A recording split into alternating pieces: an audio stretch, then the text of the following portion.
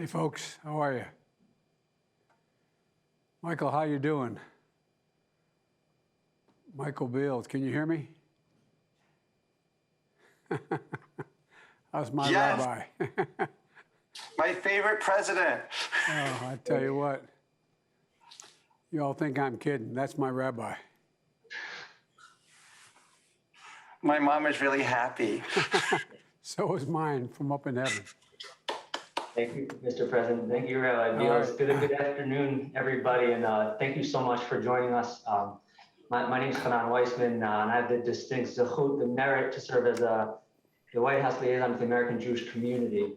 If you can hear me and see me now, you're one of more than 1,000 rabbis and Jewish Americans who have gathered around phones and computer screens throughout the country for today's special and meaningful event to mark and commemorate the Jewish high holidays, to usher in Rosh Hashanah, and to do so with none other than the President of the United States, Joe Biden. So let's get started with President Biden's Rabbi Michael Beals. I'm honored to call upon Rabbi Michael Beals to share tefillah, a prayer to open our program. So Rabbi Beals, the virtual floor is yours. Well, Lashana Tova from President Biden's home state, the state of Delaware. Let us pray. Rabbana Olam, Master of the universe, these high holy days are a time of uncertainty as we navigate between in-person versus virtual services, balancing spiritual needs with health needs. This is also an extraordinary time for helping others, from victims of Hurricane Ida to uprooted Afghan refugees seeking a safe haven in our country. This is also a time for us to redouble our efforts in the name of economic, social, and racial justice, and for healing our environment before it is too late. After all, on Rosh Hashanah, we celebrate the birthday of the world you created. Help us, dear God, so that we may each do our part in this new year, 5782, to leave the world a little better than we found it. Gamar Chatima Tova. May our dear president, who I love, his administration, our fellow citizens, including those assembled on this call, be inscribed in the book of life for a healthy, sweet, and productive new year, the Imru. And let us say, Amen. Amen. Thank you so much, Rabbi Beals, for those uplifting words. We now turn it to Rabbi Mark Drash from the Rabbinical Council of America, who will introduce the President of the United States. Thank you so very much, Hanan. Mr. President, we are very honored by your invitation to join you today. As a man of deep personal faith, you understand why the high holy days are so spiritually meaningful to us. It is a time in which we reflect on the year that has passed, repent for our shortcomings, and pledge to do all that we can to do better in the year ahead. It is notable that our most heartfelt prayers during Rosh Hashanah and Yom Kippur are said in the plural, reminding us that our fates are tied one to another's and that we are responsible one for the other. Mr. President, at this difficult moment in our nation's history, we know that as Americans that despite all of our differences, our fates are intertwined and our nation's destiny will be determined by our ability to see and to celebrate the humanity and the divine image in which each person is created. In addition to our personal prayers during this time, we will pray for you as well. May God grant you wisdom, strength, and to you and to all of your dear ones, health and well-being as you continue to lead our nation to greater strength. Thank you so very much. Thank you. Am I to speak now? Please. Well, thank you very much. I should start off with a bit of an apology. When I was vice president for 8 years, I had a celebration at my home, my temporary home, the vice president's residence. And I had planned on doing that here at the White House, but for COVID. So next year, I hope, next year. Not only next year in Jerusalem, next year at the White House, God willing. And let me say, Rabbi, thank you for the introduction. And I also want you to thank the Central Conference of American Rabbis and the Rabbinical Assembly, the Rabbinical Council, and the Council of America and the Reconstructionist Rabbinical Association for co-sponsoring this call. Rabbi, I just want to thank all of you, each one of you, for spearheading this effort. Look, it's always great to see my friend Michael Bills. I spent an awful lot of time. To begin to worry, I spent more time at Beth Shalom, but I always went to Mass first. You think I'm kidding? I'm not. But I want to thank you for the beautiful opening prayer and for your friendship. As many of you know, as I said, when Jill and I used to host everyone at our temporary residence, our public housing we had at the Naval Observatory for the high holidays. Of course, we served apples and honey, and as a sign of America's capacity to change and progress, I'm proud the Naval Academy, the Naval Observatory, once the head of the Naval, the Chief of Naval Operations, is now occupied by Vice President Kamala Harris and the second gentleman, Doug Imhoff. Look, while the season of awe is sacred time for Jews here in America and around the world, the message of the holidays, I've always believed, is universal. Renewal. Renewal. When I was running for president, I placed the idea of renewal at the center of my campaign. I said my mission was to restore America's soul. I got criticized for that, but I meant it in a literal sense. We seem to have lost our way. We lost a sense of camaraderie. We treated each other so harshly, the way we spoke of one another and the way in which we dealt with politics. And I thought it was essential because, you know, America is an idea. It's an idea that we hold these truths to be self-evident, that all men and women are created equal, et cetera. No other country has been based on that notion. And when we stop respecting one another, that all begins to change. You know, Rosh Hashanah and the days of awe present us with a chance to restore our souls, our own souls, our individual souls. And the high holy days also allow us to take collective responsibility for renewal. I happen to be a practicing Catholic, and one of the things I like about my Pope today is that he's all about renewal and forgiveness. That's what he's about. And I look forward to, I hope I'm going to get to see him not too distant future. But, you know, I think the world is starting to realize what's been missing of late. Not only do we have to look inward, we also need to look at each other and talk to each other, rebuild communities through empathy and acts of kindness and decency. You know, we need to look outward to bridge the gap between the world we see and the future we seek. And that chasm seems to be widening rather than narrowing. And the work of our renewal is front of mind as we take pride in the progress so far and acknowledge the immense challenges that remain. You know, when I took office, took the oath, we were in the depths of a once-in-a-century pandemic. And today, though we still face a long road ahead, thanks to the miracles of science and medicine and the dedication of so many, we vaccinated tens of millions of Americans and hundreds of thousands of lives have been saved. We're going to emerge from this pandemic, but we just have to focus more. When my presidency began, we saw millions out of work and long lines at food banks. I mean, I never thought I'd see a time when people were lined up for the better part of an hour or more in nice-looking automobiles, just waiting for a box of food to be stuck in their trunk. And now we've created millions of jobs, and we're lifting millions of children and families out of poverty and building our economy back better. But, you know, we'll continue to confront other societal challenges as well, like the scourge of anti-Semitism. It remains all too present today. You know, I had a chance to meet with the new Prime Minister of Israel. He's a gentleman. We talked about how he has much more conservative views on matters in the Middle East than I do, but he knows, as he pointed out, he said, you've met every single prime minister and you've known him since Golda Meir. And I told him something Golda Meir said to me after it was after the Six-Day War. I was in her office and she had an assistant sitting next to me in the front of the desk, a guy named Rabin. And and she was leaning back. She had on the back of her wall, she had these maps that she could pull up and down, you know, and she kept pulling the maps down and showing me how many people have died and what happened and so on and so forth. And by the time we got finished, she said, all of a sudden out of the blue, she said, would you like a photograph?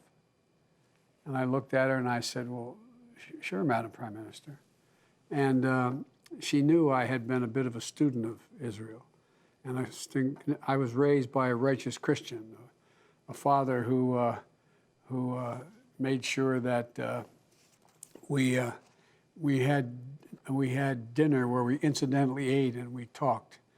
And my father was the one who would rail against the fact that what we didn't bomb railroad tracks in World War II and all that. I know Michael knows this. And what I've done since I became an elected official, on my 16th birthday of each of my children, I put them on a plane and take them to Europe. And the first stop I've taken them to was to go into one of the concentration camps, because I wanted them to see how this can happen again. I wanted them to see as you know, Auschwitz and other places, that's not right, took the first one. And the sign over the gate, you know, your work will set you free, et cetera, and visit where the chambers were, the gas chambers. And right next to it, along the fence line, were these beautiful homes that had tile roofs, and everybody pretended they didn't know what was going on. You know, so my dad's notion was always that, you know, we just got to keep remembering. And I've taken every one of my children, and now my grandchildren. I got 2 grandchildren left to take. And the point I'm trying to make here is that I used to think, coming out of the civil rights movement and being involved in the Jewish community as a kid in the civil rights movement in Delaware, I used to think that hate could be defeated. It could be wiped out. But I learned a long time ago, it can't. It only hides. It hides. It hides under the rocks. And given any oxygen at all, it comes out. It's a minority view, but it comes out, and it comes out raging. And it's been given too much oxygen in the last 4, 5, 7, 10 years. And it has seen itself, whether it was, I remember spending time at the, you know, going to the Tree of Life Synagogue, speaking with them. It just is amazing these things are happening in America. And I guess the point I want to make is that it just shows that if we walk away from never again, it's going to happen again. It can't happen again. And so I guess the point I'm making is that the attack in Pittsburgh, those attacks, all anti-Semitic attacks, aren't just a strike against the Jewish community. They're a strike against the soul of our nation and the values which we say we stand for. No matter its source or stated rationale, we have to and will condemn this prejudice at every turn alongside other forms of hate. But you know, it's time that we be deeply mindful of a world beyond our borders, even as we did what was necessary and right to end 20 years of war in Afghanistan, and we mourn all those who we lost, including 13 brave service members who were killed alongside so many other innocents in an act of terror and malice. And in spite of welcoming the stranger, we now embark on the next phase of this mission, which is the cause that the Jewish community so often led, whether it was Soviet Jews coming to America or Ethiopian Jews headed to Israel. We have to integrate these newcomers and help them begin to renew and rebuild their own lives. And in this new year, we're going to have to remain steadfast in our pursuit of peace. We never waver in our support for the future security of the state of Israel, because I told you, when I met Golda Meir, after she was going through that, flipping the maps up and down, she said, would you like a photograph? The part I didn't tell you, we walked out and we stood in that hallway, many of you have been, And we stood there, and there were camera people, and I was having our photographs taken. And she, without looking at me, she said, "Senator, you look so somber. Don't worry." And I, without looking at her, I said, "I am very worried based on what you just told me." She said, "No. We Jews have a secret weapon in our fight with the Arabs." And I turned and looked at her. It's a true story. I've written about it. And she said, "We have no place else to go. We have no place else to go." Well, the truth of the matter is that's probably true, but it's so sad. And we have to continue to fight like hell to make sure there's any place can be gone. We're going to maintain those deep bonds that started at the birth of the Jewish state, a bond I'm honored, had the honor of renewing with Prime Minister Bennett at the White House last week. The challenges before us, I think, are monumental. But if Jewish history and tradition teaches us anything, it's the resilient belief in the promise of tomorrow. Even after the worst destruction and pain, the Jewish people have recovered, rebuilt, emerged stronger than before. And so must we. And may God inscribe each of us in the book of life. And I hope you all have a happy and healthy and sweet new year. Shana Tova. But I want to say one more thing. I just want you to know that there is hope for some religious collaboration down the road here. As Rabbi Beals will tell you, my daughter married a Jewish young man, and I dream of every Catholic father that she married a Jewish doctor. But all kidding aside, he did. He's a great surgeon, and we wanted to have a co-confessional wedding. And everybody said, "What do you mean by that?" And Rabbi, I'll tell you, I contacted a friend of mine in Delaware who's passed away. She was just an incredible woman. To find me a rabbi who'd come and preside in a Catholic church, the oldest Catholic church in the state that I belong to, built in 1842. And we had a huppah on the altar, and we had it was co-officiated. Now, some of you aren't going to like this, but it was co-officiated by a Catholic priest as well as a Jewish rabbi. And I'd only asked one thing. They asked me, I arranged it, and I only asked one thing. There's a psalm there's a hymn, my favorite hymn in the Catholic Church, based on a psalm. And it's a psalm that talks about life, and so I asked if that psalm, that hymn in the Catholic Church, and it says, "May he lift you up on eagle's wings and bear you on the breath of dawn, and let the light shine upon you," etc., and hold you in the palm of his hand. And they played, and my mind's going blank now. What's the song that is played where everybody is on the chair, everybody, I can't remember it anyway. And that's the song that was played. So, I don't know what the hell's going on here. I just had one little favor, just that they played on eagle's wings. But look, I'm taking too much of your time, but I really, honest to God, believe that we have a possibility to make things so much better. And we just have to believe it. I always am criticized by my colleagues in the Senate because I'm always quoting Irish poets. They think I do it because I'm Irish. I don't do it for that reason, Rabbi Person. I do it because they're the best poets in the world. That's why I do it. But there's a poem that written by a famous Irish poet who said that he talked about the future, and he said, "The world's changed utterly. A terrible beauty has been born, but it can be made beautiful." There's so much we can do. People are looking over the edge, and they all of a sudden realize we've got to change. We've got to change. And I'm not being solicitous, but I think the Jewish community is sort of the backbone of staying with what's right. And so I'm looking forward to continuing to work with you.